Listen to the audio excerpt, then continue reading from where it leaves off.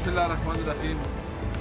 आज Lahore high court ने इमरान खान को और 9 मई की जितनी भी गिरफ्तारी है इसको गैर कानूनी खबर शामिल करते हैं लाहौर से। असद कैसर रहनुमा पाकिस्तान तहरीक इंसाफ लाहौर हाई कोर्ट ने बानी चेयरमैन समेत 9 मई के तमाम मुलज़मान की गिरफ्तारी को गैर कानूनी करार दिया है। ये पाकिस्तान तहरीक इंसाफ के मौक़िफ़ की तायीद है।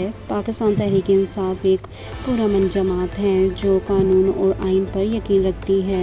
आज अदालत ने हमारे मौक़िफ़ पर ठप्पा लगाया है। हम किसी भी सूरत मुल्क में किसी भी किस्म का इंतशार नहीं चाहते। पंजाब हुकूमत हमारी पार्टी के ख़िलाफ़ प्रोपेगेंडा कर रही है। हुकूमत हमारी पार्टी के ख़िलाफ़ क्रैकडाउन कर रही है। हम ये जंग कानूनी और अवामी अदालत में जीतेंगे इंशाअल्लाह। शमाला सुल्ताना राजपूत, नफ़ी मीडिया न्यूज़, इस्लामाबाद।